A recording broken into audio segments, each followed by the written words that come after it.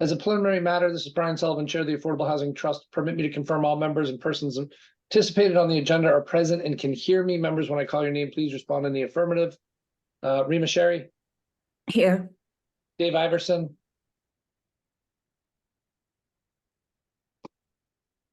Here, sorry about that. Oh, thanks, Dave. Penny Dye. Here. Meg Browers. Here. Thank you, Meg. Tom Dixon Here. and Chantal Murphy. Here. Great. Thank you, Chantal. Staff, when I call your name, please respond in the affirmative. Christy Ferrantella. Here. Vicky Marsh. Here. Ellis Ramos. Here. Okay, great. I think we're good there. Anticipated speakers on the agenda, please respond in the affirmative.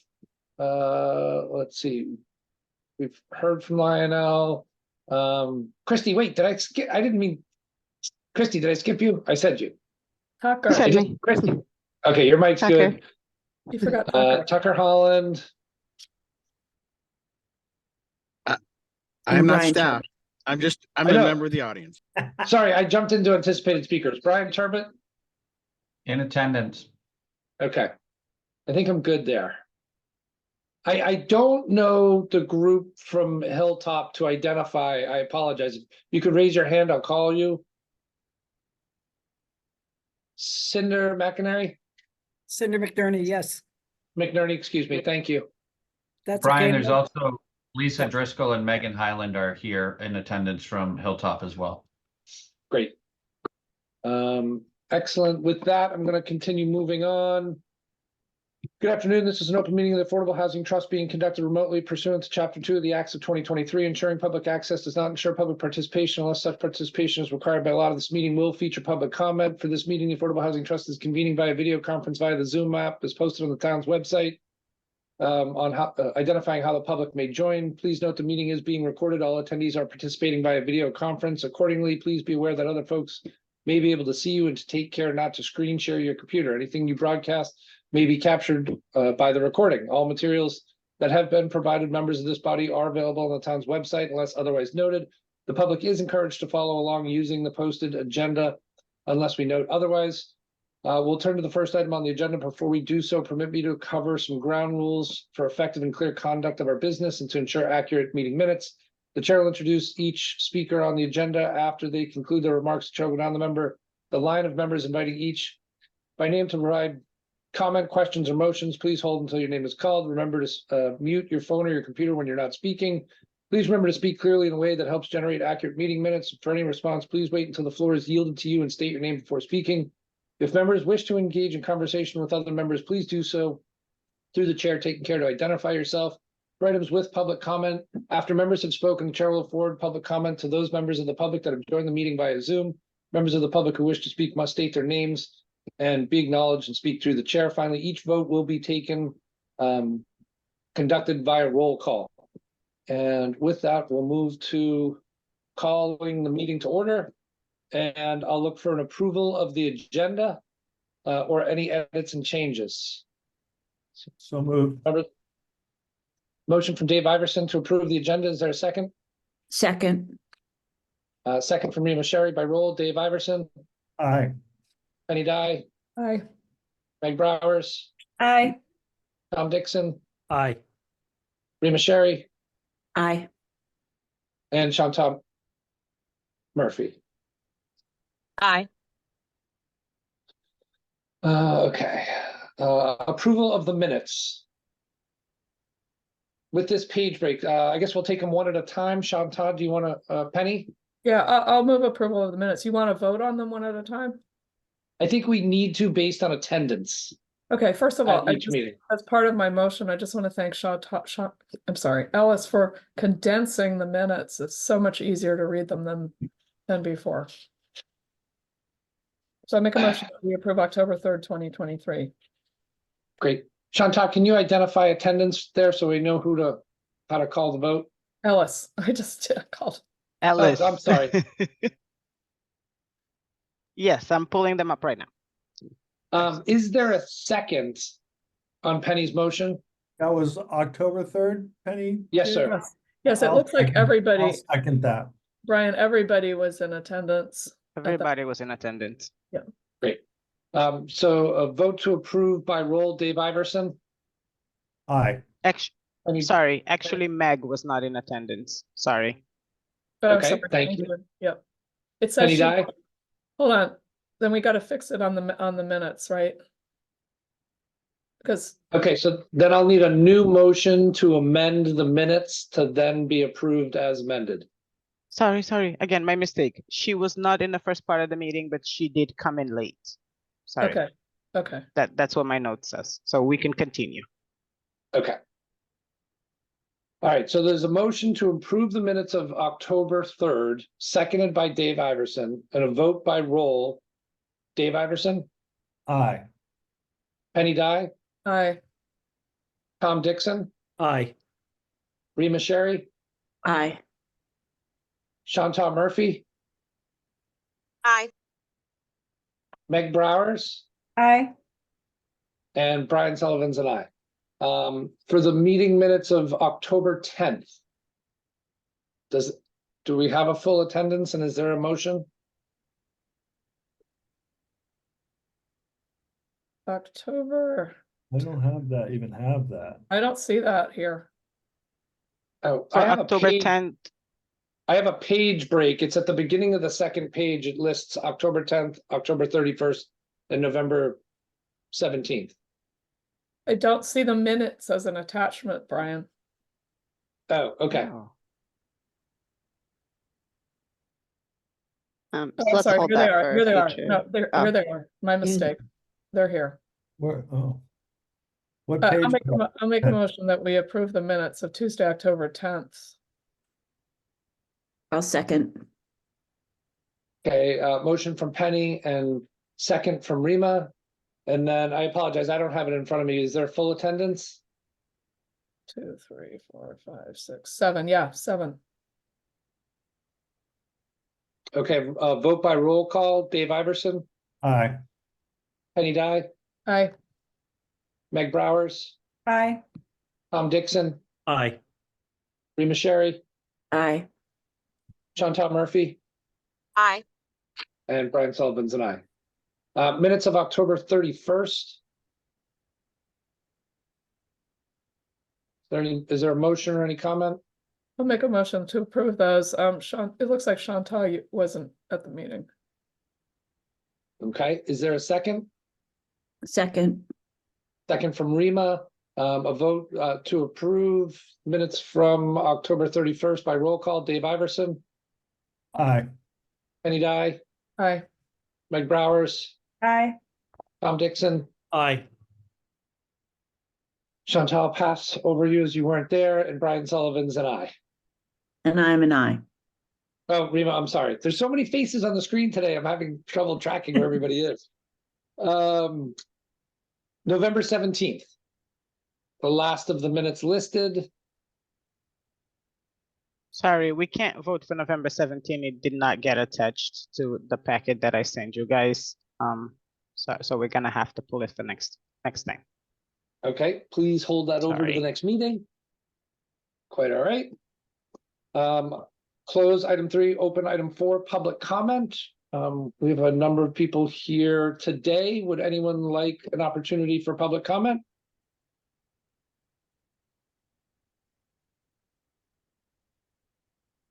Seeing no takers, we'll give you another second to make a decision. Okay, seeing none, I'll close public comment. And we will come to the closing cost assistance program application for 6B Beachgrass. I'll open for discussion. Ellis, the application complete, full? The application is complete. I have all the paperwork I need from Miss Margarita. The only thing that we don't have yet, it's a closing date, and it's also because she doesn't have a closing date. Leo, could you translate for her? I please? apologize. Yeah, I didn't notice, Leo, that we were starting. I'll let him know. Yes, so the only thing that I'm missing from Miss Margarita is her closing date, but she also doesn't have one yet. So we should be I'll good ask to her, you go. want? Ok. Señorita Margarita, ¿usted tiene alguna fecha de cierre disponible ya? No lo escucho. No, tiene en mudo su botón. Tiene mudo. Presiona el botón del micrófono. Ahora sí. Sí. Todavía no tengo una fecha de cierre. Okay. I do not have a closing date as of yet.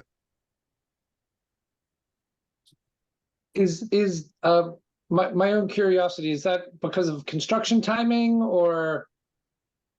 Ok, y solo por curiosidad, ¿eso es por cuestiones de tiempo de construcción o por qué? Sí, de tiempo de construcción. Yo tuve una reunión con la persona de Sandpiper y ellos todavía no tienen seguro si se terminará la construcción en julio o en junio. O sea, todavía están construyendo la casa ahora mismo. Okay, so yes, it is because of construction, because of time and construction. And I had a meeting with the people at St. Piper, and they're still not sure whether the construction is going to end whether in July or June. And right now, they're currently building the house. Great. Great. Thank you. Gracias. Penny, a question or a motion? Just the purchase and sale agreement says closing within 10 business days of the issuance of the certificate of occupancy. So it's not a date certain in the agreement either. So just another explanation. Thank you. So my only question on that, Ellis, with a closing date related to the certificate of occupancy, do we, if I understand correctly, the town register, it's 14 days to put in a release of funds? Would we be releasing funds earlier to Margarita? I just don't want the 10-day window versus a 14-day distribution if it's awarded to become an issue. Just want to note that. Okay. Are there any more questions on the application, Penny? Yeah, I don't know why we can't put that the closing date is within 10 days of the CO. I don't think we should hold up the CCAP application because there's not a date certain. Do you, Just Penny, with that thought, do you want to make a motion, Penny? Yeah, I'd like to make a motion to approve this application with a closing date that is within 10 business days of the issuance of the certificate of occupancy. I'll open up for a second or discussion. I'll Go ahead, second. Meg. Should we be letting the interpreter update her as we're having this Yes. conversation? Yes. Thank you. Muy bien. Yes, Entonces, please. perfecto. Entonces, lo que estamos tratando de discutir es que, porque no veo, o sea, que aquí hay se hizo una compra y está la orden para poder dar el certificado para dentro de 10 días, para dar la orden de cierre dentro de 10 días. Entonces, lo que estamos tratando de decidir es si queremos hacer una moción para que se pueda aprobar esto, incluyéndolo dentro de los 10 días dentro de 10 días de cierre. Entonces, para que se le pueda aprobar esto y no tener que estar y que esto no se convierta en ningún problema. Entonces, vamos a hacer una orden, vamos a hacer una moción para aprobarlo o para discutirlo en este momento. Okay. Okay. And I'll Okay. second. Yo lo voy a secundar. Okay. Thank you, Meg, for slowing me down. And I have a second from Meg on Penny's motion. Tucker, do you need to make a point before I take a roll call? Tucker, ¿necesita hablar sobre I algo? just was going to mention, Brian, that it's not unusual that the closing date is not nailed down. Typically, when you approve, the monies are sent, they're held in escrow by the closing attorney, and they're therefore available for when it happens. Closing dates often move, as you know. Thank you for the clarification. Okay, so I have a motion to approve from Penny and a second from Meg, a vote by roll call. Dave Iverson, Aye. Penny Dye, Aye. Meg Browers, Aye. Tom Dixon, Aye. Chantal Murphy, Aye. Rima Sherry, Aye. and Brian Sullivan's an aye. Lionel, I'll hold for you to update that we voted to approve the closing cost assistance. Muy bien, entonces perfecto, se hizo una moción para determinar si se va a aprobar y todos están de acuerdo unánime de que sí se va a aprobar lo del cierre. Ok, y una pregunta, ¿cuándo, o sea, una vez que yo tenga la fecha de cierre, tengo que llevarla a la oficina o el abogado se comunica con ellos? ¿Cómo funcionaría eso? Okay, so I have a question. Once I have the closing date, official closing date, do I have to take that to the office or does a lawyer take care of that and take it to you? Go ahead, Ellis. Yeah, The lawyer will give it to me. As soon as the lawyer has it, they will email it to me. I stay in contact with them until the end of the process. Sí, el abogado me lo va a proporcionar a mí. Apenas lo tenga el abogado, él se va a mantener en contacto conmigo, me lo va a proporcionar. Ok. Okay. Margarita, any more questions? ¿Más preguntas, Margarita?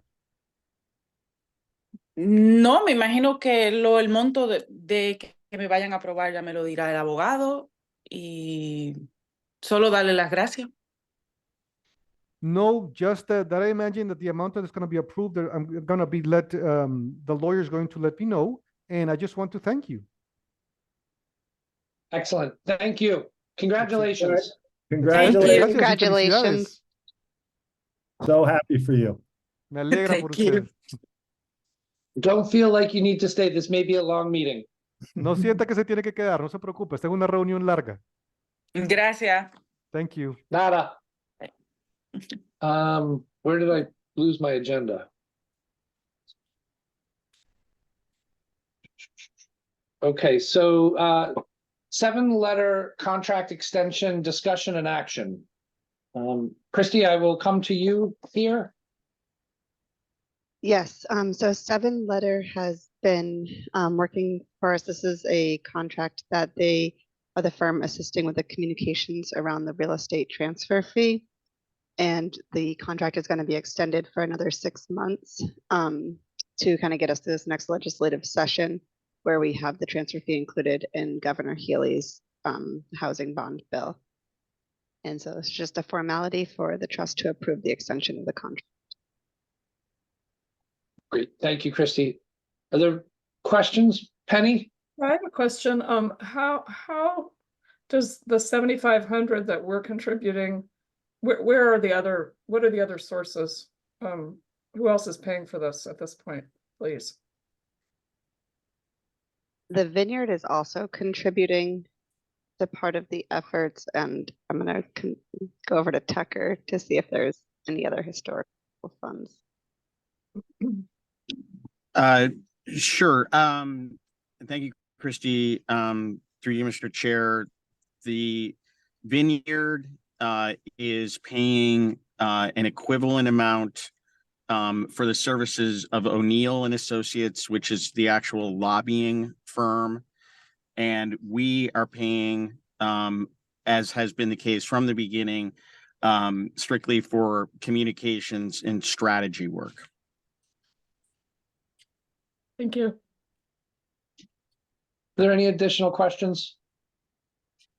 Entertain a motion if somebody has one to make. Rima, I make a motion to extend the 7-letter contract for the next 6 months. from here through June 30th. Great, anything, is there a second or any discussion?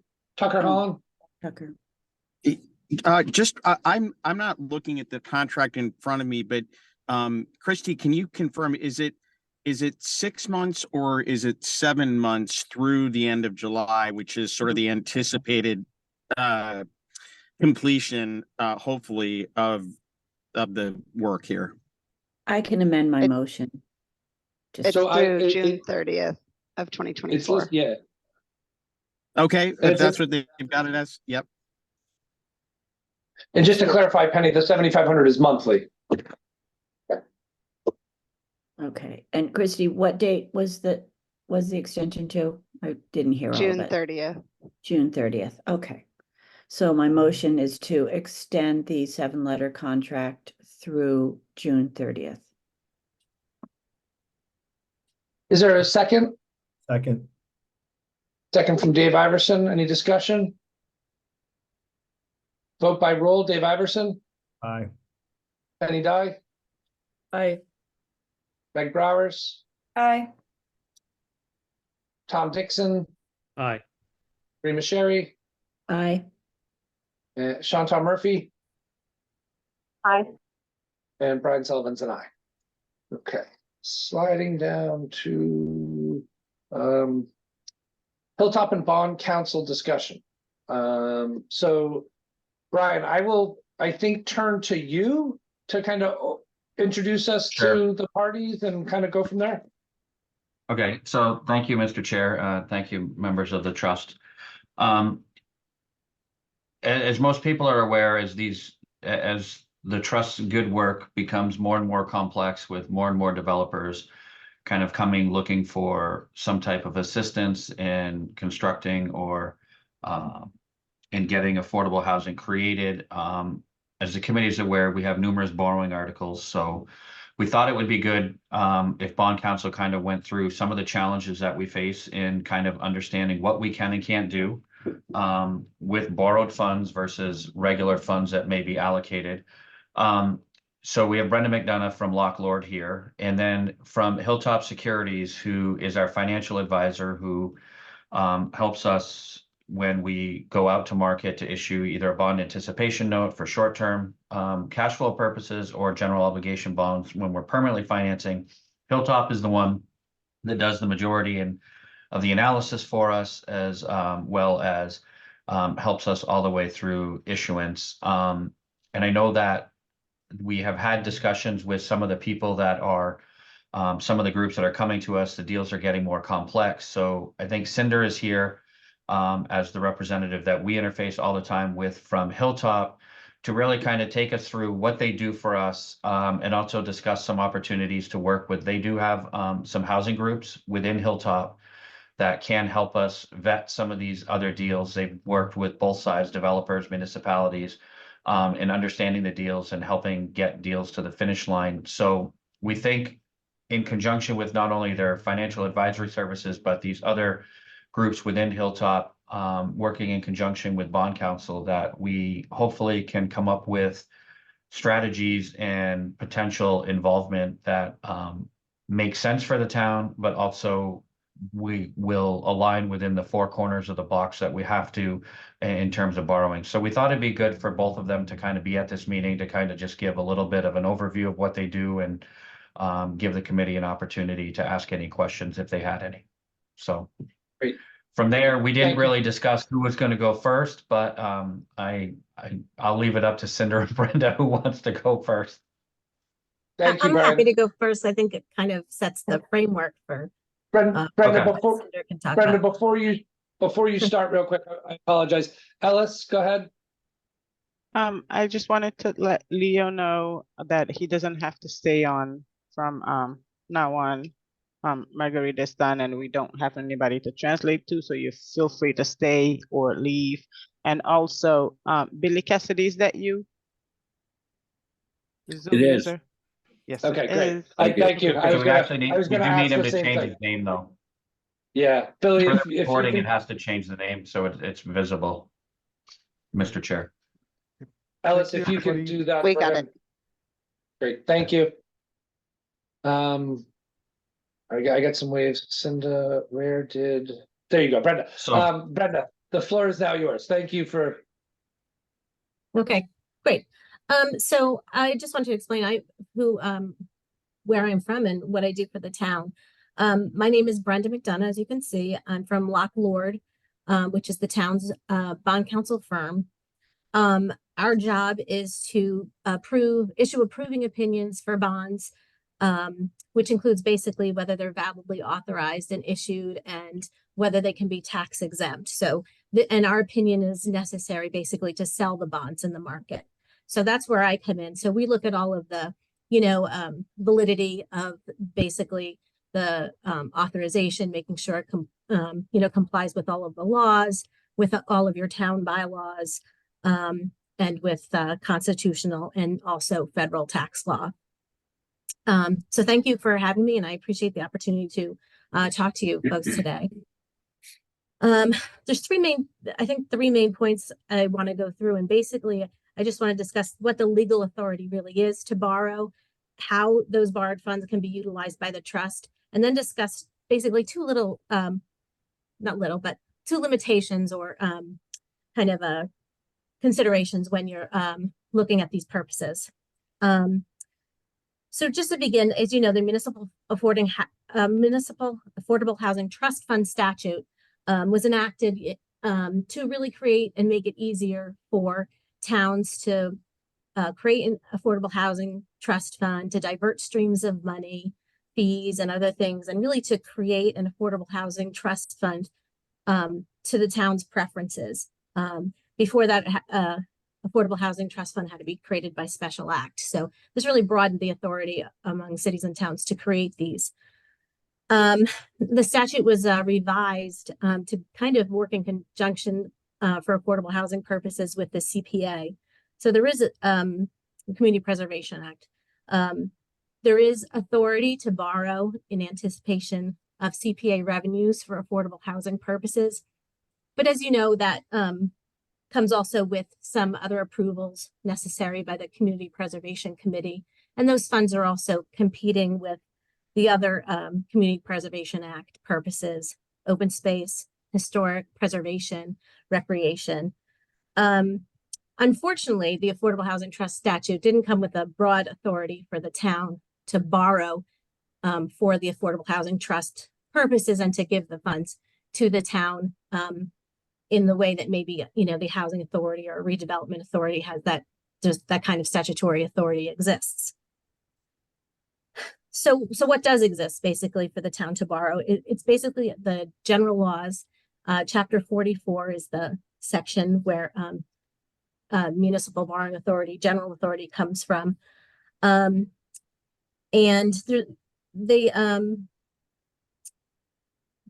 basic authority is that the town can use borrowed funds to acquire land, to acquire buildings, to acquire interests in land. And interests in land includes an affordable housing restriction. It doesn't only mean, acquiring land or buildings in fee simple. It also, involves acquiring any kind of restrictions on land. They can also, buy buildings and rehab them, reconstruct them, or originally construct buildings with borrowed proceeds. And the town can borrow these funds and then give them to the Affordable Housing Trust to be used in that manner for the Affordable Housing Trust purposes. But they have to be, the ultimate purpose of the funds has to be to acquire land, to rehab buildings, to acquire interest in land, et cetera. And that's really the statutory authority for the town to borrow money for these purposes. I think you also look to the town meeting vote, of course, and the town meeting vote is really in accordance with those purposes. It says to acquire real estate or interest in real estate, which may include affordable housing restrictions. And I think those, those purposes are consistent. So what does that mean for the Affordable Housing Trust? Basically, you can acquire land in fee simple. You could then, there's, a number of different ways when you acquire land. It could be involved in a transaction. You can acquire it in fee simple and then lease it, do a ground lease for 99 years to a developer. You could acquire land and buildings, use affordable housing trust funds to rehab them, then hire an operator or manager. You could use bond funds to construct housing. And then you can, I think majority of the projects that have been done, the town has basically purchased or used the funds to contribute either, by stating it's a grant or a deeply subordinated loan to acquire the affordable housing restriction. And that's really, I think, a lot of what the town has done to date on some of these projects. And also, I think, bought some properties as well. So that you can purchase the affordable housing restricting units outright. In this way, kind of contribute a block of funds to the project. And one way I think that Cinder's group comes in is to I think they can do a really detailed analysis on some of these maybe larger projects of how much that affordable housing restriction is worth. It's really the delta between what a market rate unit would provide versus a affordable unit, or the difference in the purchase price of that kind of a unit if the trust is purchasing a unit on behalf of the town. So all of these purposes kind of flow through from the town to the Affordable Housing Trust. The trust has to comply with what the town can do within the four corners of Chapter 44. The two limitations I was talking about, there is the anti-aid amendment, which we've talked about, at least Brian and Tucker and a few of us have talked about in some of these, in some smaller group things. And that's a pretty well-known amendment to the Constitution that basically I can read you the section, but basically there's the anti-aid amendment and Article 62, Section 1, but both of them basically say no grant or appropriation or use of public money shall be made by the Commonwealth or a political subdivision for the purpose of funding or aiding a charitable undertaking. I left a bunch of things out of that, but that would include nonprofits. And then Article 62 kind of extends that to individuals or private associations. There is a large public purpose doctrine exception to the anti-aid amendment and to the the Article 62, Section 1, which really can't get into. There's a lot of iterations of the cases that have been considered by the Supreme Court, and I think that's probably not the context of the discussion today, but there is limitations on that public purpose doctrine. For instance, we had talked about some large loans to developers for regardless of whether that's included in the Chapter 44 or the town meeting purpose, the loaning of a large amount of money where not all of the units are affordable may, give some questions, and we'd have to research that further under the anti-aid amendment. But in the first instance, not, something like that is not really permitted under the general laws or the town meeting vote. So, and the second limitation, or really this is a consideration, when the town issues bonds, it prefers to get a tax exempt rate, of course. The tax exempt rate, the holder doesn't have to pay tax, the town gets a better rate on a tax exempt bond. Certain projects may involve, like a long-term lease to a developer of land owned by the town. That creates a private use of the borrowed funds under the federal tax law. So you'd probably have to issue certain of these, projects, funds for these projects as taxable bonds, which would, it's just a consideration. It'll be a little higher of a rate. Cinder could probably speak to what that difference is between tax exempt and taxable at any particular time in the market. So that's one thing to consider just in the overall cost of the project, but it's not a bar to, a long-term lease or involving private developers. So those are the two considerations or limitations on the use of the borrowed funds. But mainly, I think, the use is to acquire land or interests in land in the context of affordable housing restrictions, I think is a lot of what the trust has done, and probably, where it can use the borrowed funds for. Now, with all that as clear as mud, is there questions, or how can I clarify any of that? Just a moment. Thanks, Brenda. Penny? Yeah, thank you, Brenda. I have a question about, you made a reference to the definition of affordable. Whose definition are we talking about? Because we have multiple definitions of affordable here. Well, yeah, that is true. The Affordable Housing Trust, I think, Brian, you mentioned there's a special act in the works for that, but I think the affordable housing definition right now is low and moderate income, which is, I think, 80% of AMI and 100% Right. of AMI. I'm going to come to Vicky for a moment. Hi, Brenda. How are you? Hi, Vicky. How are you? Thanks. I'm good, thanks. So, just to clarify, what Nantucket Trust Fund is doing now is they have, we had gone to town meeting. We got an approval for an amendment to the Declaration of Trust for the Affordable Housing Trust, which changes the designations for what is deemed affordable. They've also created another level, which is called attainable. And attainable is 240% AMI, and affordable is 100% or less AMI.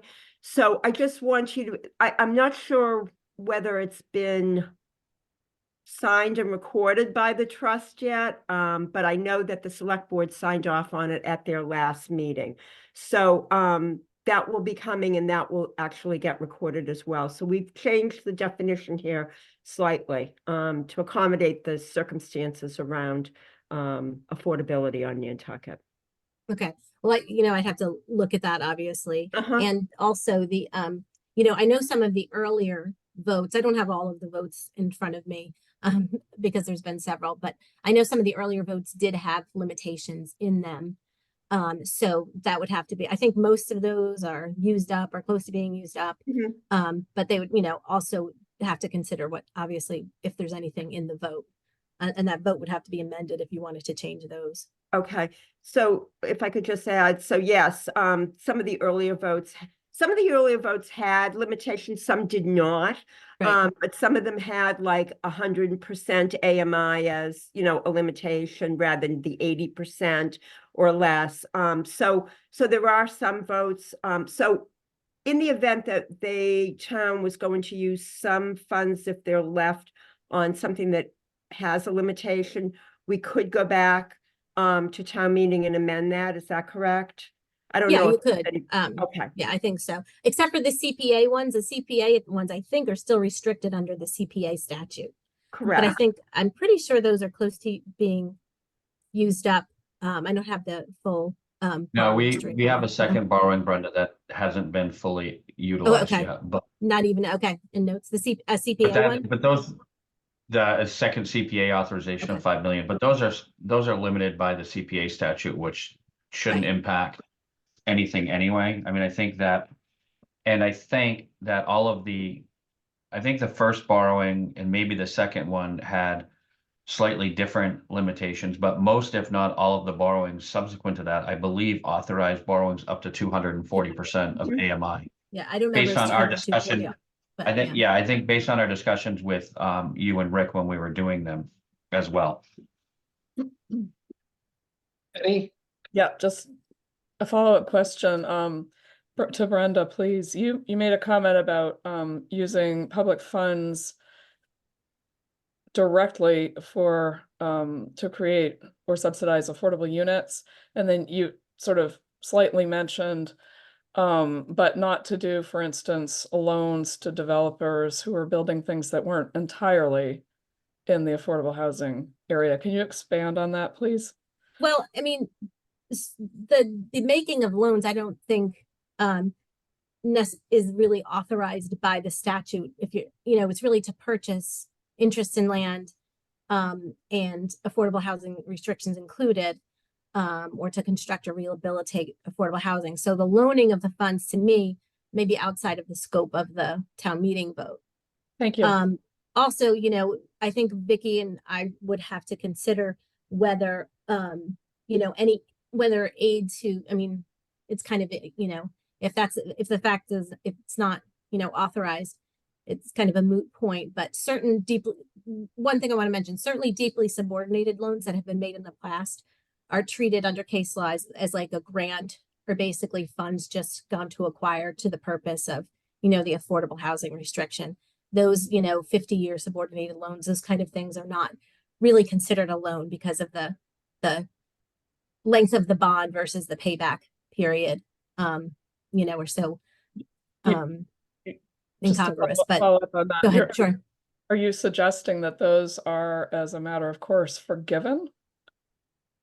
No, just that for purposes of analyzing them today, you know, in today's dollar and against today's borrowed funds, they're kind of considered a grant, because by the time that money does come back to the town, I mean, they're certainly recorded, you know, and on the book, so they're not forgiven, but in a sense, they're kind of very little value. Because right of now, the value of but, money yeah. going forward. Really, yeah, for, you know, there's no expected payback for 50 years. So for today's purposes, it's really considered, you know, kind of gone money, as if it were granted. Or to the recipient, kind of free money, right? Essentially, but, you know, if that money was needed in order to create that affordable housing restriction on the units or whatever that, you know, the town attained, then it's, you know, in the interest of purchasing the affordable housing restriction. Thank you. Tucker, I Vicki, see you would have agree with me a, on that assessment? Vicki? I'm sorry, I couldn't hear you. Would you agree with me on that? That, you know, it's basically so deeply subordinated that it's not a current consideration, I'd say. Correct. I mean, we've taken the position in our discussions and our opinions that these are, I mean, they do, as you said, they're recorded. There are mortgages, there are notes, but the full, you know, payment back to the town is so long from now that it has very little value. But the value in those loans, if we call the, you know, is the affordable housing restriction that we get. And that's where the real value to that grant or loan is to the town. Yeah, and that's where the authority to use the borrowed funds is in Correct. getting that affordable housing restriction. Right. And I think Tucker? one Oh, thing we sorry, did go ahead, discuss Brenda. as the deals become more complex and larger, Brian, we did discuss, and I think Cinder, you maybe talk to your folks about that, is there's some ways of really analyzing the stream of payments and getting to a more, you know, a more concise a value of what the affordable housing restriction is. So, you know, the amount that can be contributed to the project to purchase that affordable housing restriction. Tucker, I'm gonna come to you real quick. Yeah, thanks, Brian. Just so that's super helpful, Brenda. I think that it just as a nuance, is there a difference? You talked about the subordinated loans versus where the trust is in the senior position in terms of how you view those. Yeah, I mean, for one thing, I think, you know, being a senior position, it's really, you know, you're taking the place of the bank. You're not buying affordable housing restriction now. Now you're lending money to a developer. That, I mean, to me, that's the difference between those deeply subordinated loans and these ones that are, you know, where you'd be first position. Right.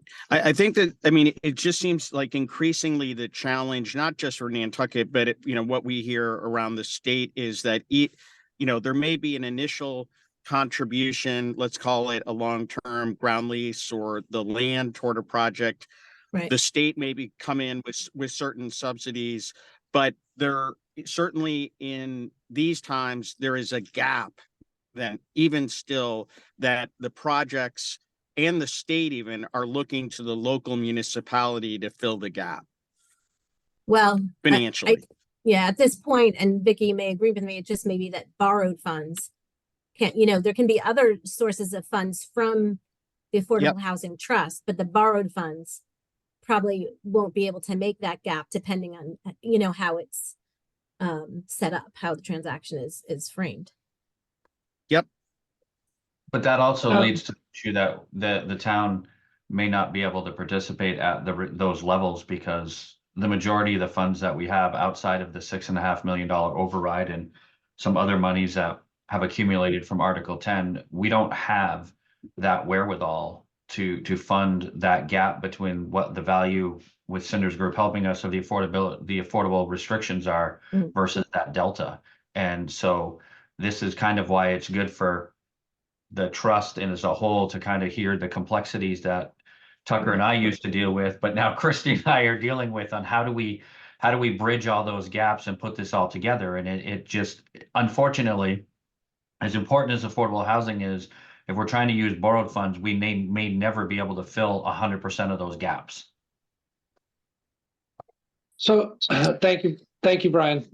Brenda, so as I'm hearing you and kind of thinking about this a little bit, I'm struggling with, a lot of our projects aren't big enough to qualify for state funding opportunities, right? They're on the smaller unit count size. They Mhm. just don't have the availability.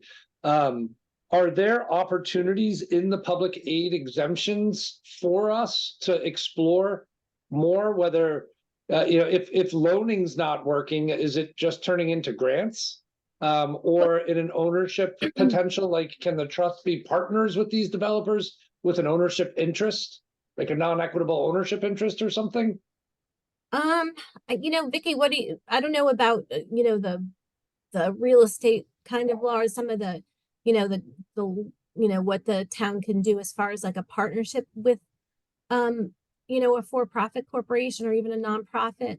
But, basically, as I was saying, the funds have to be attributable to purchasing an affordable housing restriction or purchasing, the project or the building.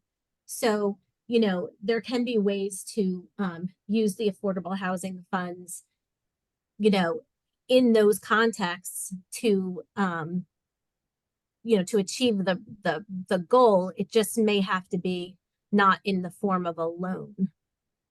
The grant, if it's basically saying, well, this grant is the difference between what we would get if we were marketing this as a market rate unit versus an affordable unit, if you can value that and grant them that money, which is, I think, really the value. That's how it comes to be, right? That's how you figure out what they need.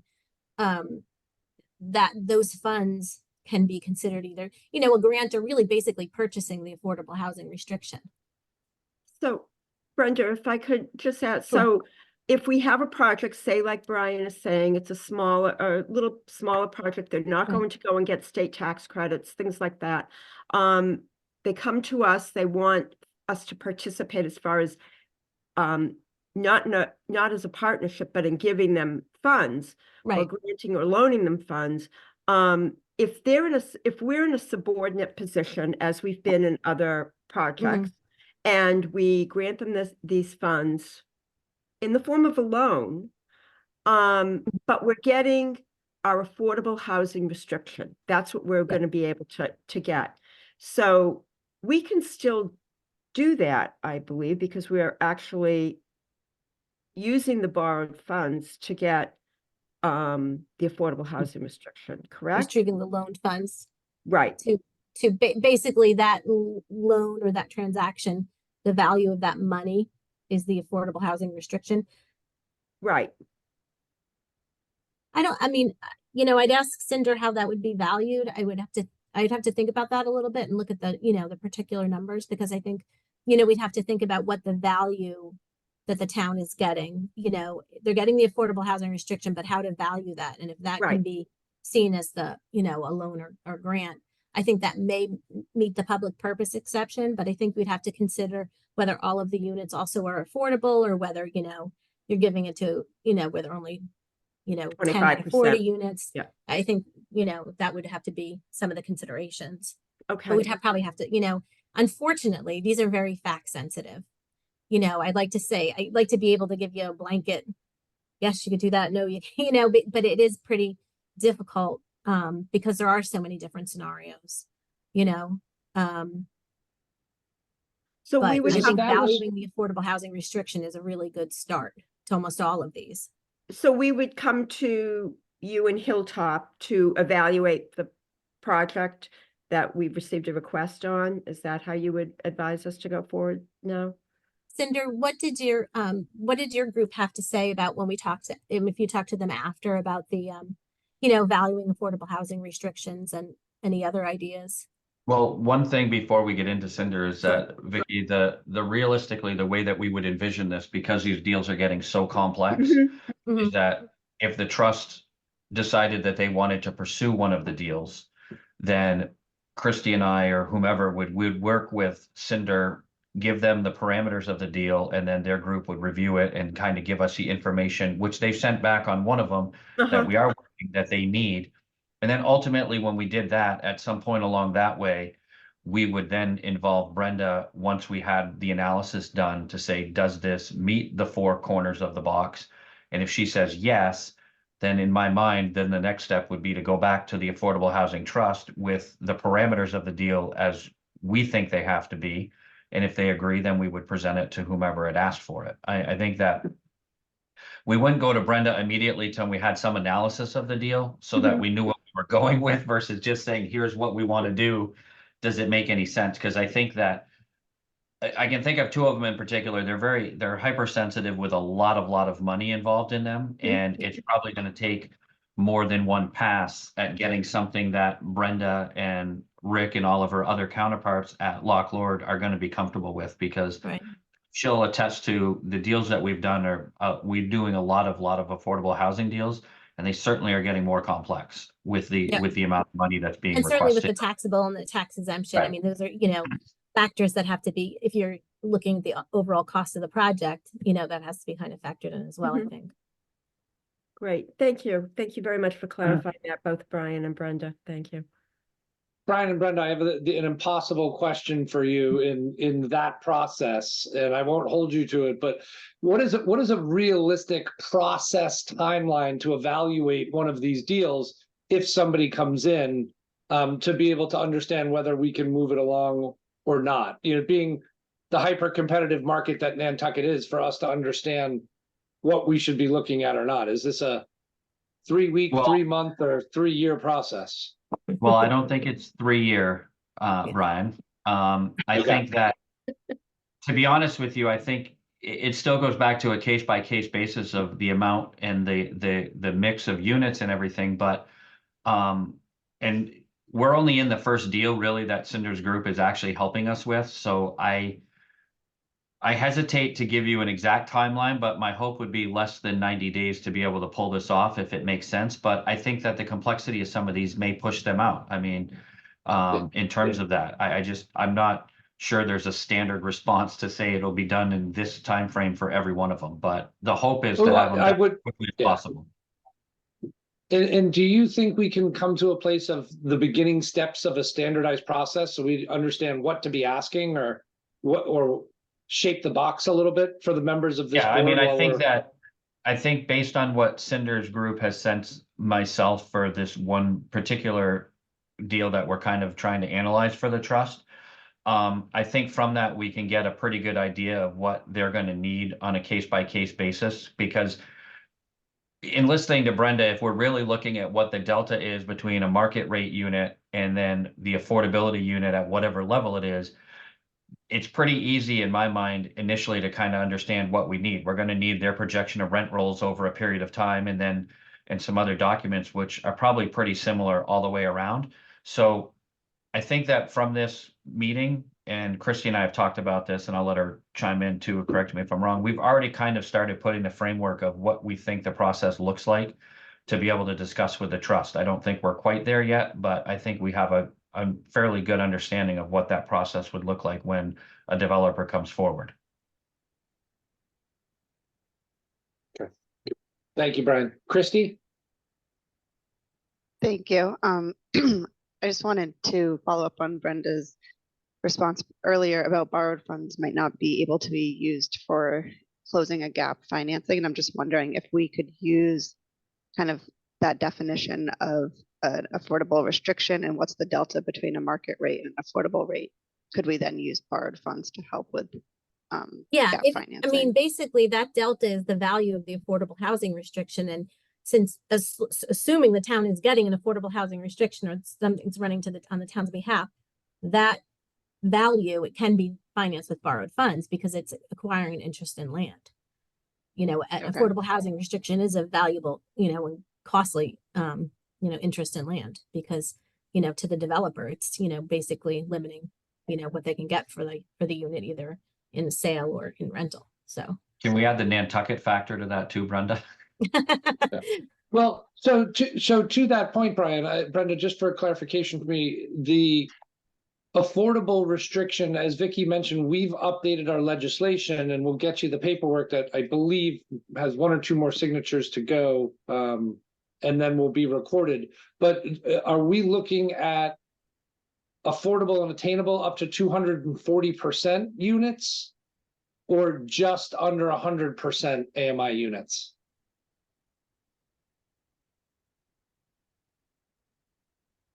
Vicky, I think certainly I know the CPA funds would be under the 100. You'd be limited to Correct. that. Yes. Right. But We'll be under the I 100. have to look at the Affordable Housing Trust statute. Vicky, what's your thought on that? Well, so we've done a couple of things. We're also putting forward some special legislation as well to try to meet some of these statutory requirements. So that's also another thing that's out there. So we haven't gotten that approval yet, but for the time being, what we're trying to do is use this the declaration of trust, which allows us to do this. But the other issue becomes EOHLC and their determination about their approvals. They're not interested in units that are above the 100% AMI. They're just not, they're not going to regulate that.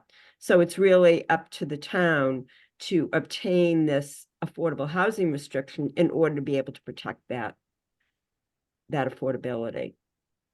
So Also, Vicky, it has me thinking about the year-round deed restriction that would fall, which would be an interest in real estate, which would fall under the 240, but above the 100. So could we be using borrowed funds to obtain that kind of title and property? Is the question. So we could potentially capture restrictions on units in deals that weren't capital A affordable, 100% AMI or less, but we could still get interest in them. And would borrowed funds be allowed for something like that? So I would think possibly yes. I think that we could carve out of the public policy exemption. I think that we could certainly make an argument for that. And I would be happy to provide Brenda with our proposed legislation that's filed with the State House. Just so you know, other communities, Brenda, other than Nantucket, are trying to propose these year-round restrictions as well. You might already be aware of that. So as a means of dealing with the housing crisis, and trying to do that. So I think an argument can certainly be made under that, especially if we have special legislation to do that. Yeah, I think it would probably need the special legislation to change the statutory requirement. Right. And then it would fit within the, purposes of the Affordable Housing Trust. Affordable for the purposes of Nantucket, I guess that's the way it would be. But I think if the legislation existed to change that statutory requirement, then I think it would be, a deed restriction, any kind of interest in land. A deed restriction is an interest. Again, we'd have to figure out how to value it. But I think it's similar to, the other affordable housing valuations, just a different percentage. Thank you, Brenda. So with that, Cinder, so we come to you when we start to talk about some of these valuations. It seems like we've set up an opportunity for you to share with us on how you would go about analyzing some of these deals and helping us. Well, maybe I'll speak briefly about what my role is at Hilltop. And we've served as financial advisor to the town of Nantucket for a number of decades at this point, and we've assisted the town in issuing all of its bonding and short-term debt requirements for its what I'll call regular capital improvement programs that it's had throughout the years. When Brian came to us, and we've been talking about the affordable housing issues with bond counsel and trying to understand bond counsel's perspective on how much could be borrowed, what they look at, and whether or not it could be tax exempt or taxable, and looking at all of that. It was clear I needed to look within my firm to see whether or not we had some specialists with regard to affordable housing and with regard to real estate development projects, and we do. We have a number of them. And we got two of them involved in looking at this situation with Brian to take a look at some of the deals. And obviously what Brenda had mentioned before, Brian had mentioned, the devil's in the detail, and we need to see, we've asked to look at cash flows on different projects. We would need to evaluate the cash flows. When you talk about how much time, I don't think it's going to take a lot of time, certainly not 3 years, and certainly not 3 days. But I think you're talking, a couple of months on evaluating and taking a look at what we get and then what we need on top of that. We've put forth a list of our requirements to take a look at one particular project, but and I'm happy to involve those analysts and bankers in a later meeting, but I didn't put them on this meeting because I wasn't sure, and I knew that Brenda was going to be primarily talking about from her perspective what she's looking at right now. But so my role generally is to serve as a middleman with regard to not only these specialist bankers that are at Hilltop, but also with regard to all the other players that get involved when the town wants to issue debt. And to understand what's going on with all the different players, and then to kind of keep track in the middle in terms of giving advice to the town from a financial perspective, and also not just me, but the bankers that would be involved, that are already involved in looking at the information that we're hoping to get and what the situation is, what the town needs to understand. They would come on some of these future calls for sure. And they can explain for themselves, how they're evaluating what they're looking at after they've talked with the town in terms of what they're seeing from what they're reviewing. But it is really complicated, and it's going to take getting information from the developers making proposals to the town, that they share information so that we can look at the cash flow projections and whether or not they've got them or we create them, so that we can really understand whether or not the request of the town is appropriate or excessive, or what else could be done to get something done to the satisfaction of the town. So that's basically where we're at. I don't have more detail other than that to share with you right now. But that's when we get the information that we're looking to evaluate. I don't think it'll take us long to take a good hard look at it. The people that I'm talking about getting involved work with real estate development basically all day, every day, including housing. And so that's about what I have to share about what we are hoping to bring to the table so that the town can make some decisions about what it wants, what it can and wants to do. And In Sully, light one of of the, everything that Brenda's, we've in already light of talked everything to- that Brenda's been talking about.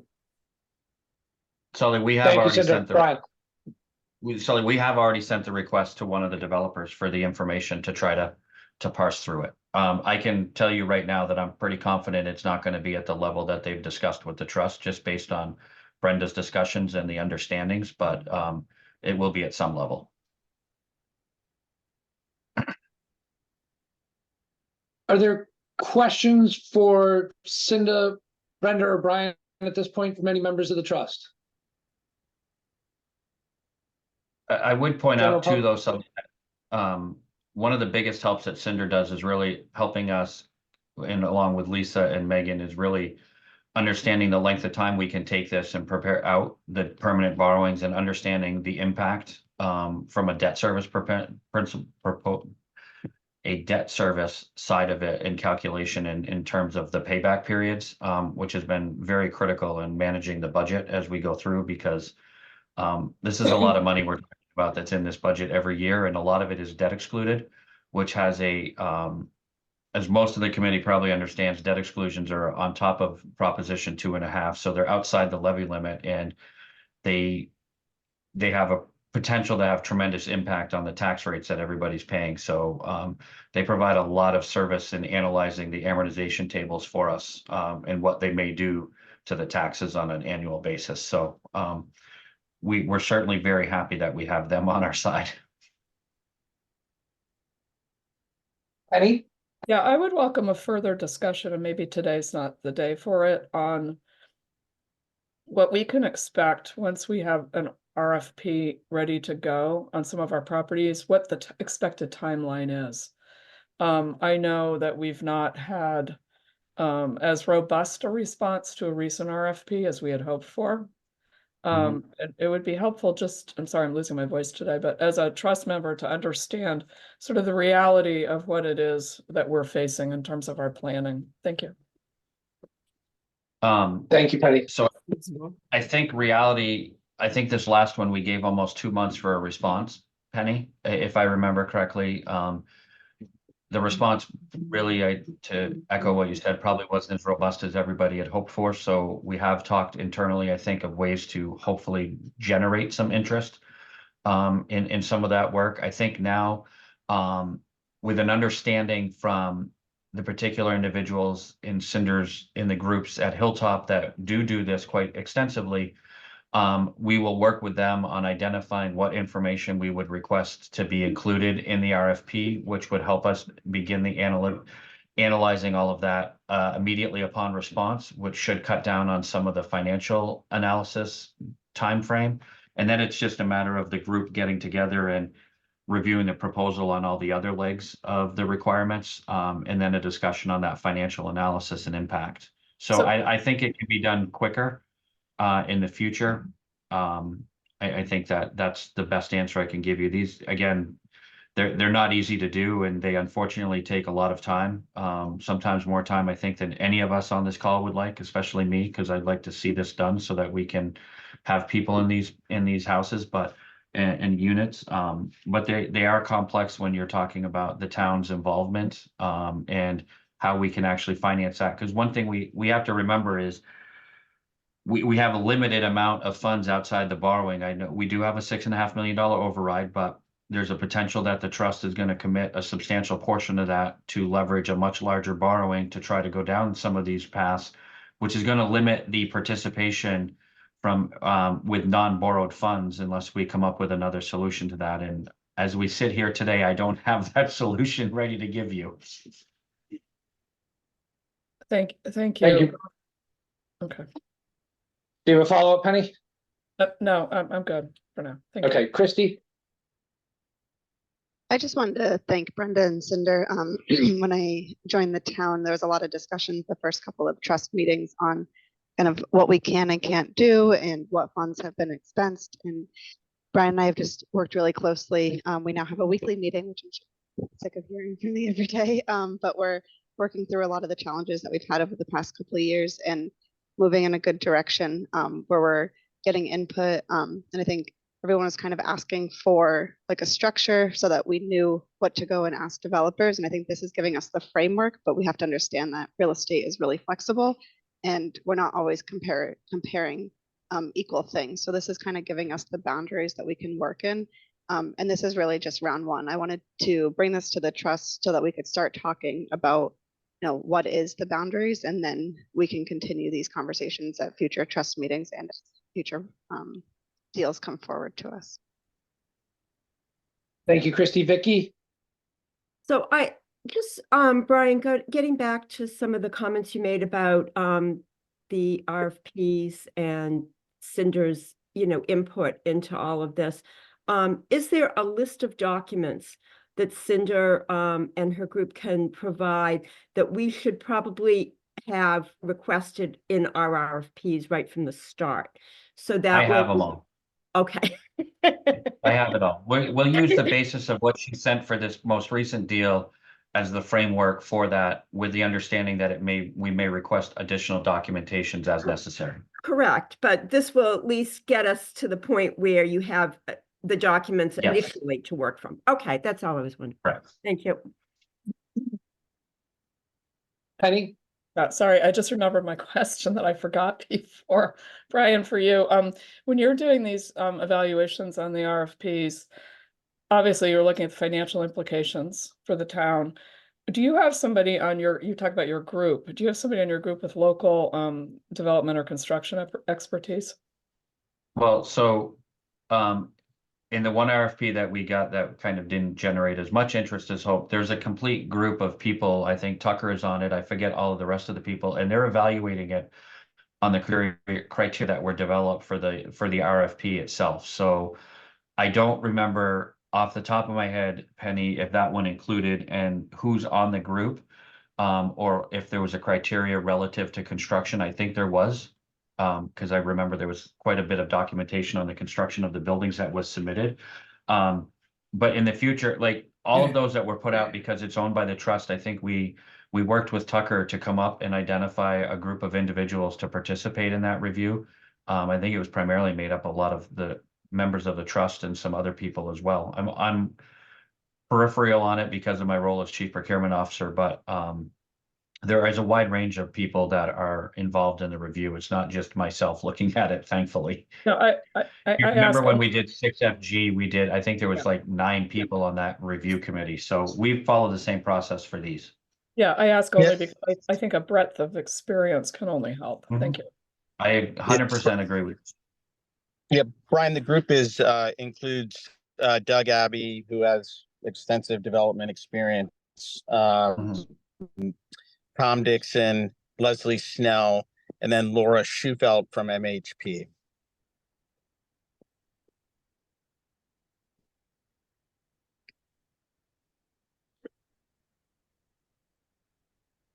Sandra, I have one question for you coming back to the valuations of restrictions. And Brian had mentioned rent rolls as one way to look at valuations on that.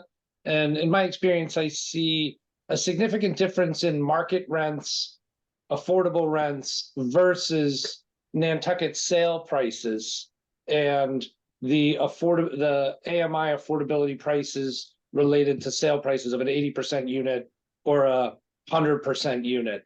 When looking at ways to value the cost of a restriction, would we be looking strictly at rent rolls, or is market pricing of sales another way to look at that?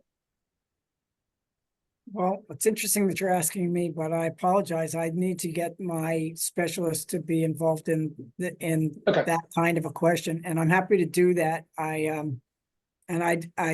I think they'd have a ready answer for you, but I didn't include them in today's call.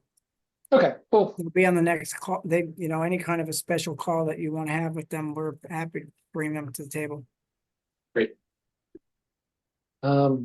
Any more for this agenda item? Any more points, questions, discussions, Brian?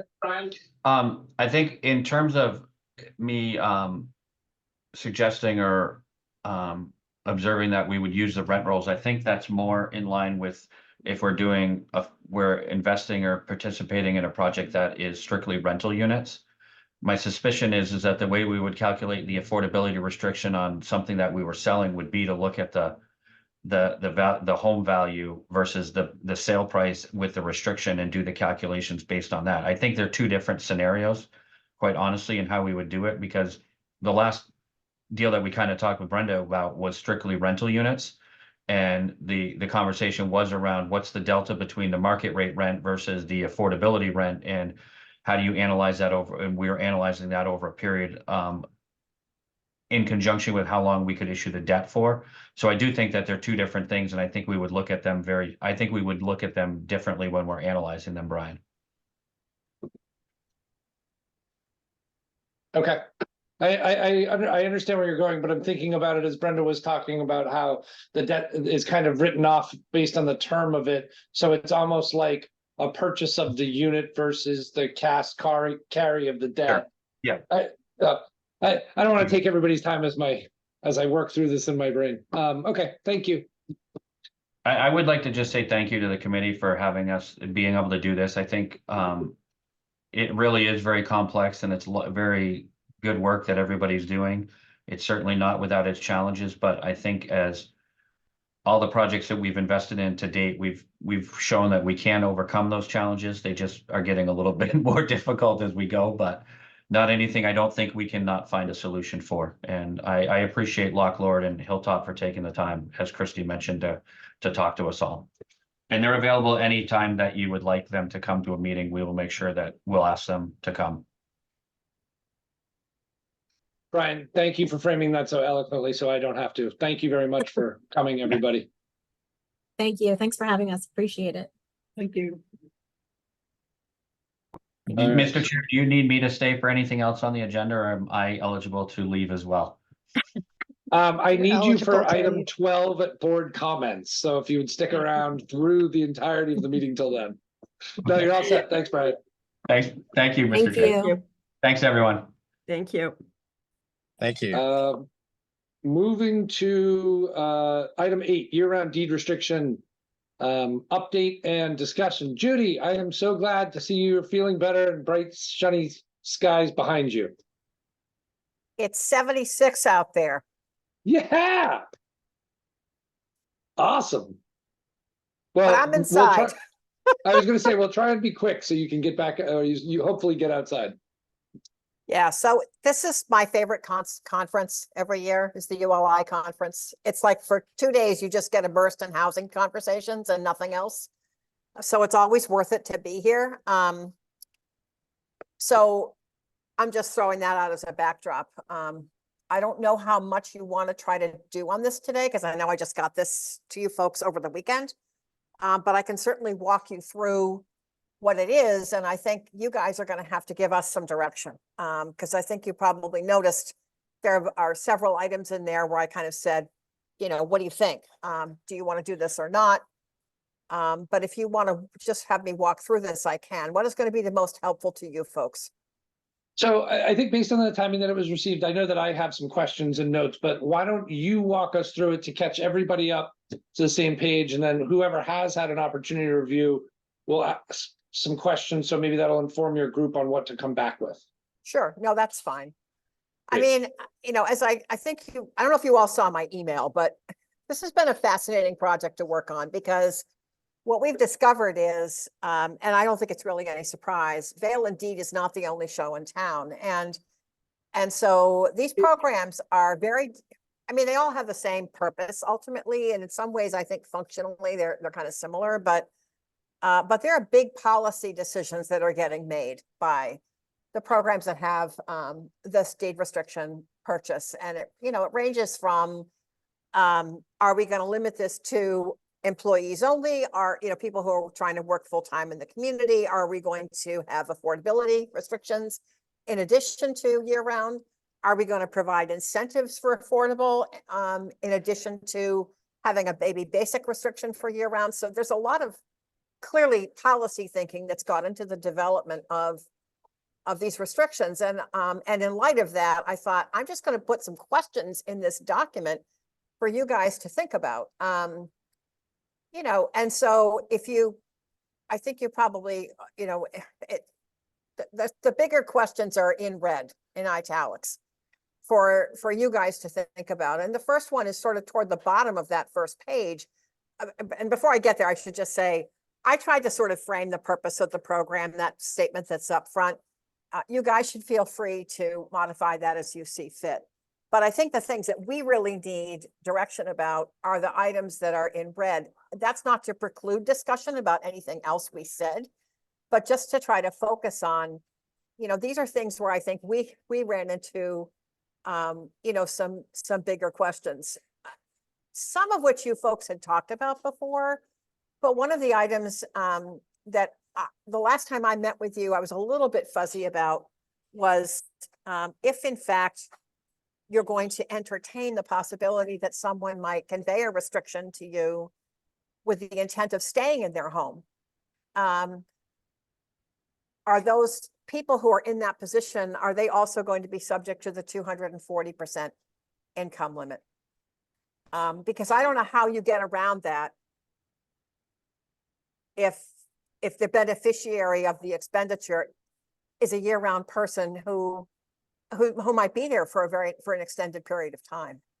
So the way I wrote this, it was both of the person conveying the restriction as well as the potential buyer would have to be 240% AMI for the purposes of the pilot program.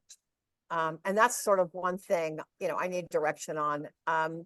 You should probably weigh in on how we've defined what a Nantucket employee is. I see your hand, Brian. I'm trying to see you guys and simultaneously look at my text, and I'm on a small screen here. Do you want to just jump in? If that's okay. So my question on is the 240% AMI cap would be related to income in the year that they were making the application, either to convey the restriction over. Nothing to do with asset value. I don't believe asset value is considered in any of these programs. I think it's 240% AMI. Okay. Or, you know, it's AMI, but irrespective of asset. I didn't see any asset calculation in the documents we've reviewed. The reason I bring it up is because the asset value of the presumably equity in the property that they were conveying the restriction would be above the 240, but the income would likely be within the 240. Okay. Understood. I didn't see any kind of asset restrictions or constraints or rules on any of the items that we looked at. I will check, but it didn't jump off the page for me. There's one further down related to if the person was buying and turning over the restriction, they can't own other real estate. And I'll come to that when we address it. Right. So that was a very standard provision in the other ones that we've looked at. So again, some of these are in here just to sort of say, what do you think? This is kind of what other programs are doing, and that's fine, but I'm not there yet. Sorry. You know, that's perfectly okay. I think you're going to want to look at how the definition of a Nantucket employee is written in here, and let me know if you have any problems with that. I'm really just scrolling down to look at the red items because those are the ones that I was the most concerned about. Go ahead, Brian. I'm sorry. No, don't be sorry. I'm sorry for keep interrupting. No, it's okay. Is 65 years or older a defined definition for retired? No. It's so standard in American terms that it's just kind of out there, but you know, you can. So there's some opportunity to move. There's some opportunity to move that around. The way that I forgive my grammar, but a retired individual, comma, does that mean if you're 50 and you're retired, or if you're 65 years or older? It's 65 years or older. Okay, so you have to qualify for both, be retired and be 65 or over. Yes. Okay. And I can remove the comma because that is irritating, isn't it? I'm just looking at that now. That's going to drive me crazy. Sorry. Yeah. So, you know, a retired individual 65 and over is the point. But, you know, I mean, I'm older than that and I'm not retired. So I think you have to decide where you want to set that age. Yep. Okay. So, and obviously also covering people who are self-employed and not just being an employee of someone else. A couple of the programs that we have looked at for year-round restrictions have both a year-round restriction for which there's a certain degree of support, and then an incentive to do a year-round restriction that also has an income restriction to it. And the program's willingness to sort of purchase a restriction is deeper in order to secure that affordability. And I wasn't sure how you guys might feel about that, so I included it. I appreciate you including it. I think it's a great point for conversation. Okay. I have I a don't- question on that. Just because we were just talking with bond counsel about borrowed funds. So if we were to Yeah. use borrowed funds on this year-round deed restriction, Vicky, would that need to have an affordability restriction? So, when we talked to Brenda, using the appropriations that we have currently, are for what we deem affordable, and affordable can be, variety of definitions. So, in order to use this in order to use the appropriations that say we currently have, it would have to have an affordability restriction to it. Okay. If we might have to- crafted our appropriation differently, so the trust can go up to 240% AMI Mhm. under a so-called attainable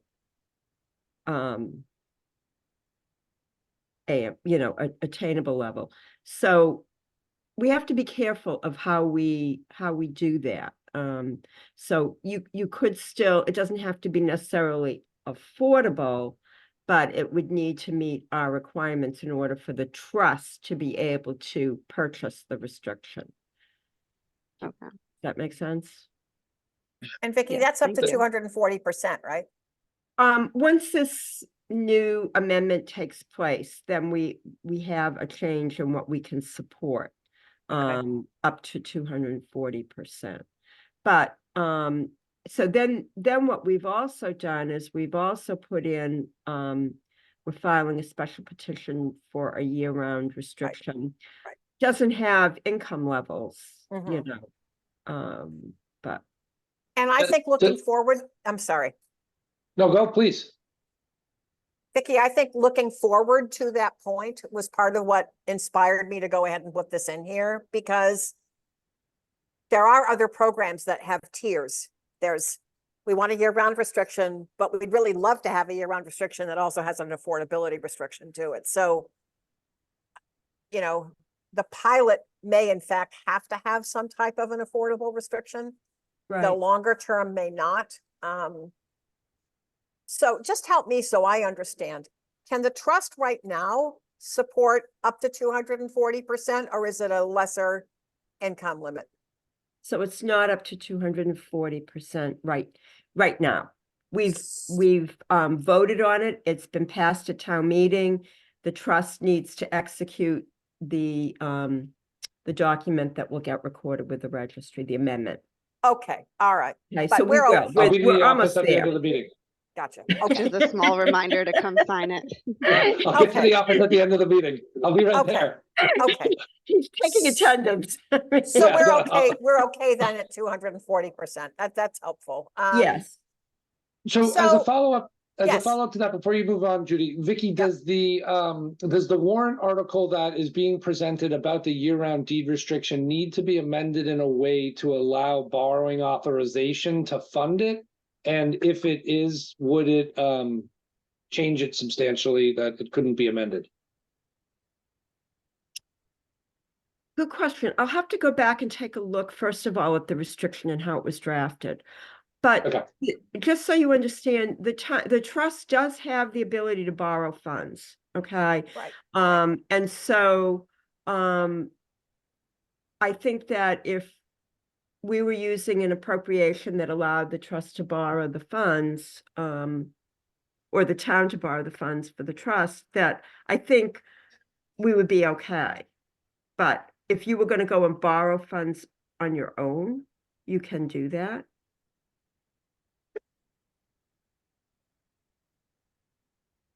Already. in the Okay. trust. Okay. Just as you I'm can not sure I grant, fully understand.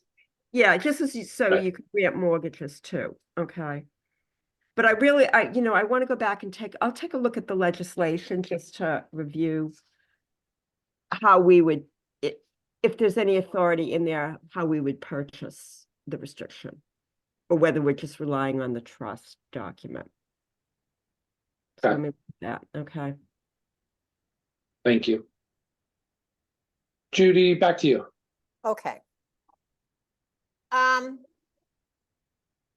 of the things that struck me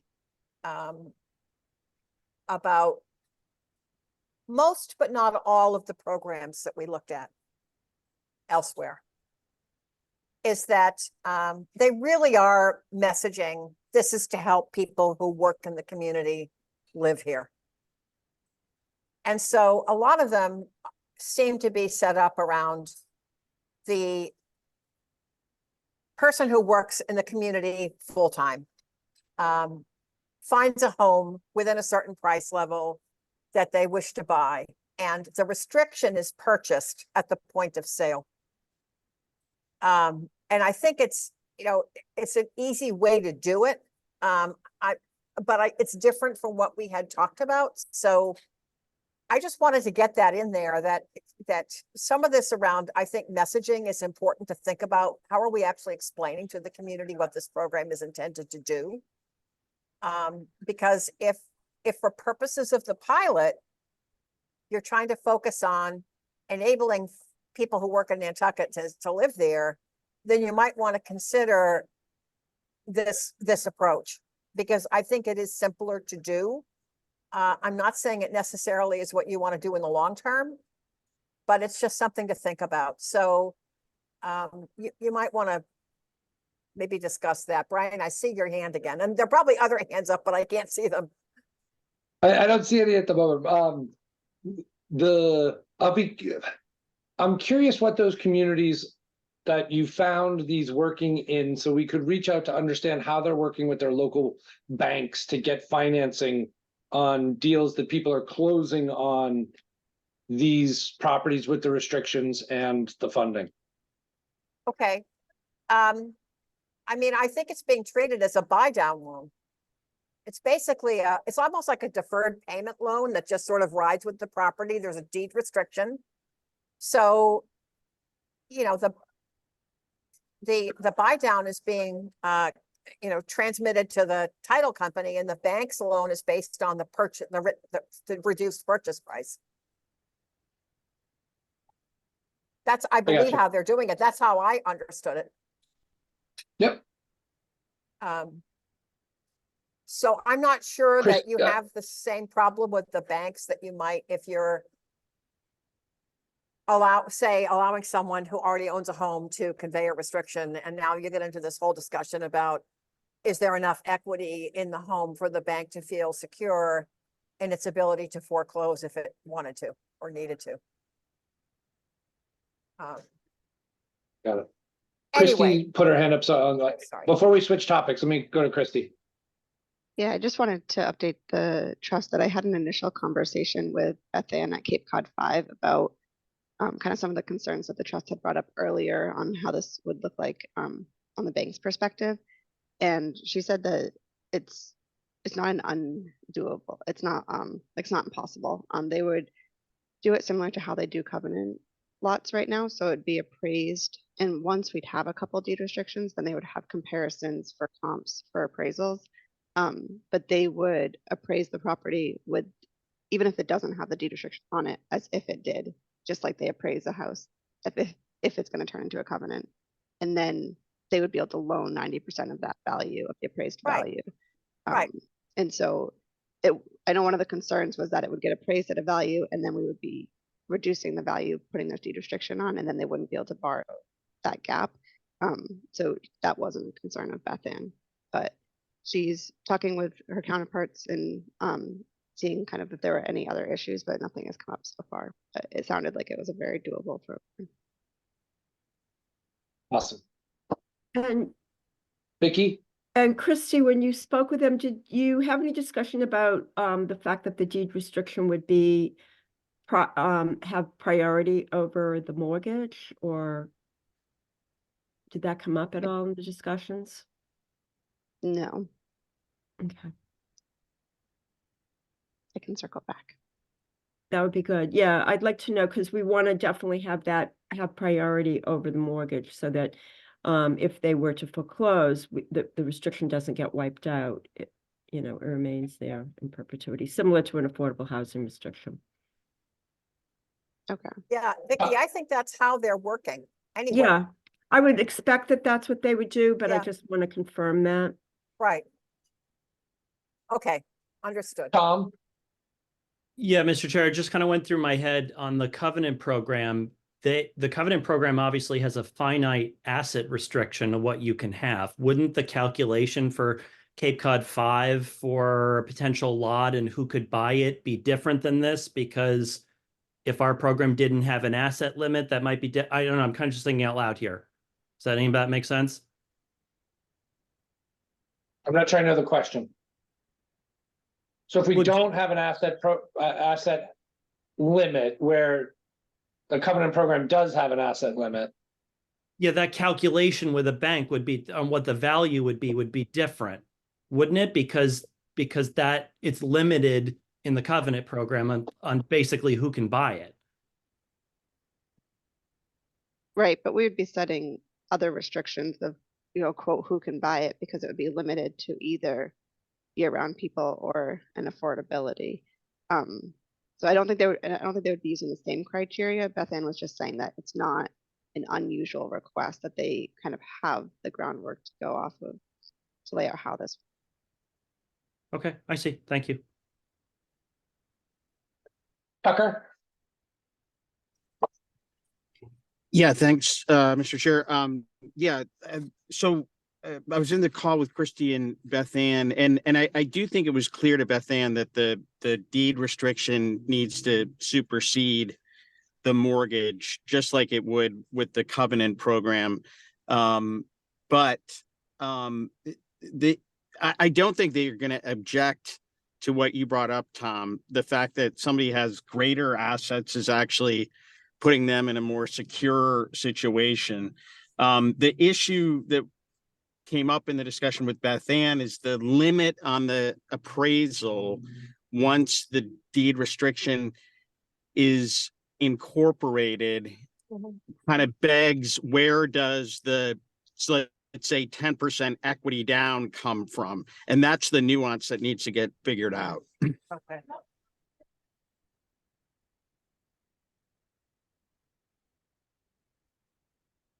That's the part that because of the cost of our market that gives me pause. The other thing in the buy only model, where we have less developments than other community and less available for sale that would fit into this sub 240 category in the free market, I worry that on the buy side only, this will take a incredibly long time to scale to unit count.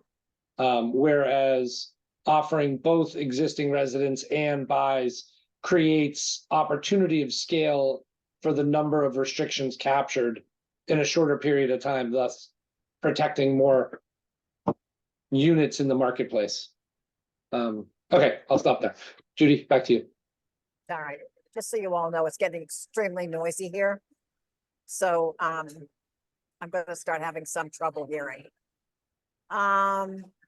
Just trying to think about what else I really wanted to get you to think about.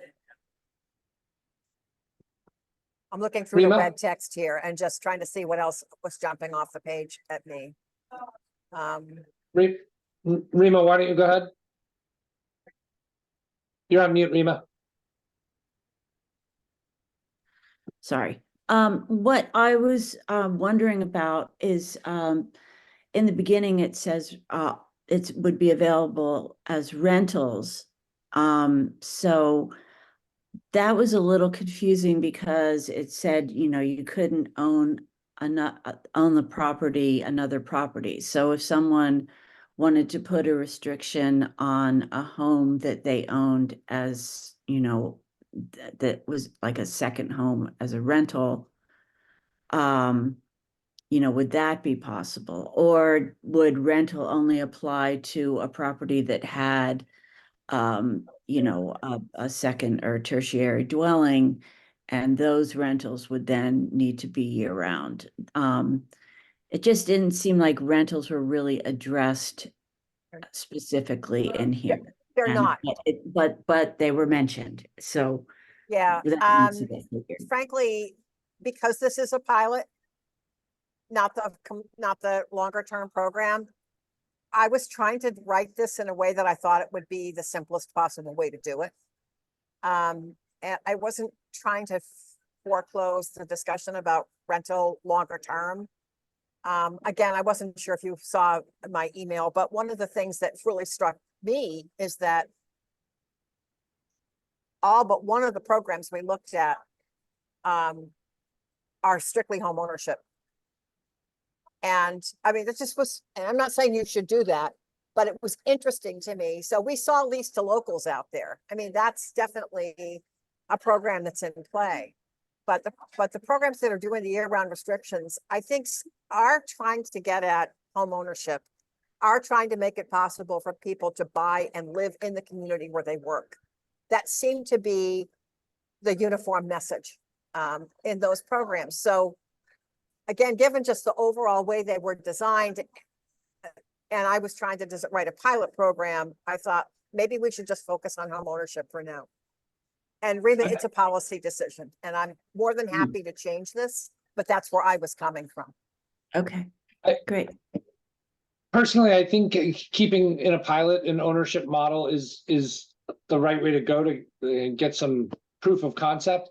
But Rima brings up an excellent point that we have multiple ADUs allowed by right on properties. So what happens if the restriction is over the entirety of the property and there's a second dwelling and a tertiary on the property, which is not occupied by the homeowner? So I we think would need to. We can write it to deal with that. Yeah. I mean, that I'm to me just is saying we not the should. same as, that's not the same as owning other real estate to me. That's, Right. I have a property that includes a rental unit. And I think as long as it's not a short-term rental, I don't see a problem. Right. I mean, I can certainly clarify that. It's a good question. Eligible annually.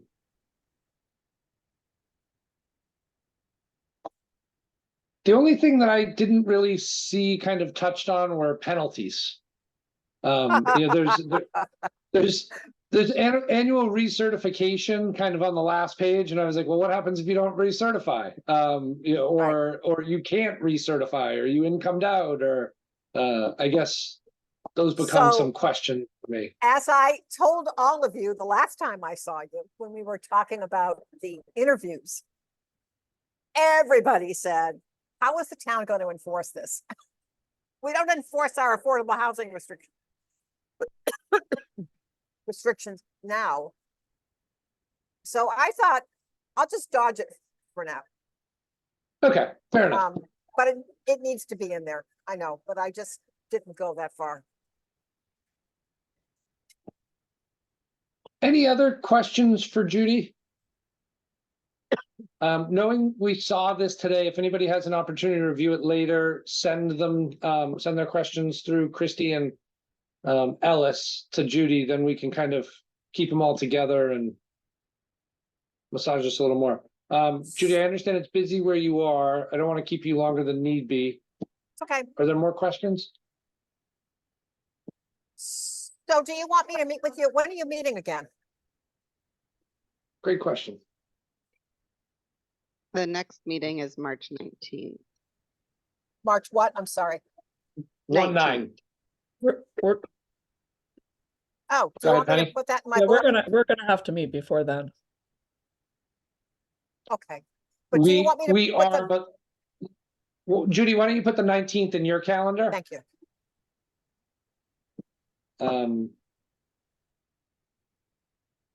And with that, I think we'll close this item. I didn't see any more questions. Judy, we'll let you go, but we've got a lot more still to work through here on the agenda.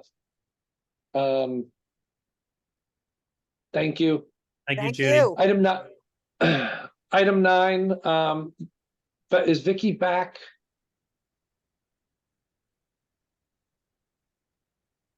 Okay. Okay, you're here. I just wanted to make sure that you were here to hear this part of the conversation. Yes. Vesper Lane parking license agreement. So a high level request has come across to see if the hospital can use some portion of our property for parking over the course of the summer for employees of the hospital. And what the trust, if the trust would be willing to grant a license agreement. I don't have a map. I don't have an exact location, but the request came across, so I wanted to bring it to the board so we could discuss it. Does anybody, right now, we're in a license agreement with them that I think ends the end of the month for the storage of a couple of containers or something. Right. I wouldn't be surprised if there's a continuation or a request to extend that in some manner. Does anybody have any questions on the idea, concept, or want us to go back to them? Penny? Yeah, just the chain of emails refers to the rear lot at Gwynn Village for employee summer parking. I think we should see a map and like, are they gonna pay anything? They're gonna have to indemnify us, right? Yes. Those are my questions. Okay, so we want indemnification agreement, locus map to identify the area they want to use, and then is there any consideration of rent? Those are the three. Okay. If not even rent, I mean, are we still talking with them about collaborating or coordinating is the right word, I guess? There was such a difficult lag time with them the last time. So the procurement office is working independently on an RFP for that property at this time. All right, I don't want to get in a situation where we need something, we can't get it. Rima? Yeah, I guess we need to have time determination, dates, like how long does this go on? The general request came across for the summer, so Yeah, well, I'm sure we could define that, is it Columbus Day? Is it Yeah. September 15th? Whatever it is. I mean, we're not using it, and I don't mind them parking as long as, we have everything very clear. Okay.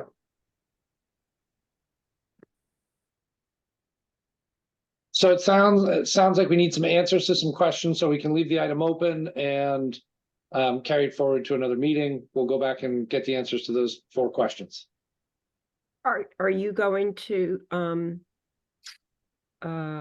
be in touch with John Tuig, or do you? I can be. Well, Okay. Or do you want is it me? easier for you?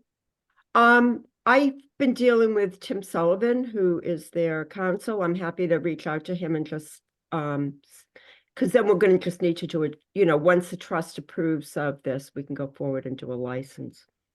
I figure you're going to end up in that conversation anyhow, so why don't you reach back and have that conversation now? Fine. Yep. Great. Excellent. So we'll, like I said, leave that one open, move that along. Vesper Lane, communication strategy plan for ATM update. Christy, I'm going to come to you because I don't know what this one means. Yes, so Ellis and I had a meeting with the communications department, semi part of my onboarding, semi trying to figure out how we can better communicate with the public. And we wanted to stay on top of getting information out ahead of town meeting, as it was a concern last year that we kind of had the request a little late in the game. So Ellis and I wanted to bring this forward to request that we have a communications subcommittee. And with just open meeting, I think that would just be one person designated to work with Ellis and I to prepare kind of an outline and plan and work with the communications department on what type of videos or things that we'd want to put out ahead of town meeting so that we can use the month of March to get things laid out and work with the communications department to have things prepped in April ahead of town meeting. Great. Thank you, Christy. Penny? Yeah, just quickly, 2 things. I think you and Tucker did a phenomenal job at the select board meeting with your quarterly report. I was so proud of you for your conciseness and your openness, and hopefully that will answer some questions on a regular basis. Secondarily, Libby has offered her newsletter to us to have a section in it. So if you want to follow up with her directly, and I was not volunteering for the committee, thank you. I did have a volunteer at Meg to the designee, but don't know if She's back. Hi, Oh, I'm back. I would be happy to if you'd like, or if there's someone else who wants to, I'm happy to step aside, whatever's the most helpful. Sounds like winner, chicken dinner. You're it, Meg. Great. Christy, while we're talking about ATM, I'd be curious on, could we ask, she's not here at the moment, Anne, could we ask Anne to a future meeting to present to us her warrant article? So we can understand that a little bit from the person presenting it? I think it's Article 38 related to, I guess I'll call it inclusionary zoning. I think that would be good to review that and the two that the trust have submitted, just so that we have just a meeting with late to house. Any more on the communications? No. Meg, thank you for volunteering. With that, I'll close communications update, other business. We have we're going to plan for scheduled meeting March 19th. Penny, I'll come to you. It sounds like there may be a need for another meeting date. Do you want to kind of give us a shape of the calendar? I just feel that I think that's going to be too long. I'm sorry, I'm losing my voice. I can hardly talk. I just, knowing sort of what's brewing with 31 Fairgrounds, and trying to keep things on track, I think we're going to have a meeting before March 19th. Okay. Do we want to look towards a schedule and a calendar and understand what that looks like So now? I want to follow up and say the construction committee is meeting tomorrow morning, and Christy, is it accurate to say we should have a better sense after that meeting? Yes. Okay, why don't you send some dates around after that meeting and we'll have an understanding of what works. Okay, so we'll leave that. Item 12, board comments. Seeing nobody jump, I'll look for a motion for the purpose to consider the purchase. Sorry, Go I have ahead. two things I guess I should have done under other business. I'll be at the FinCom on Thursday at 4 o'clock for a housing update, and we've posted that as a trust meeting so that anybody can attend. I actually encourage you to attend if you can. I know it's the day before a lot of people are leaving vacation. But I'm reviewing kind of where projects stand. We got a detailed list of questions from the Finance Committee on what is our strategy around housing construction and purchasing land. And we'll be talking about future needs and what we'll be requesting in borrowed funds at this town meeting. So I just think it's another good update to the community. If you can be there, we did post the meeting. And second, I just wanted to thank Alice for arranging a translator for today's meeting and to have Margarita here. And happy that you guys awarded the closing cost assistance to her.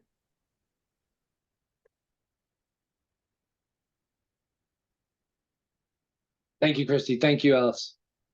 Now to the executive session of, to adjourn this meeting, not to return for the purpose to consider the purchase, exchange, lease, or real value of property where an open meeting may have detrimental effect on the negotiating position of a public body. Could I have a motion? Anybody? So moved. Is there a second? Second. Second. Okay, well, everybody wants to get their second from Penny. By roll, Rima Sherry, Aye. Dave Iverson.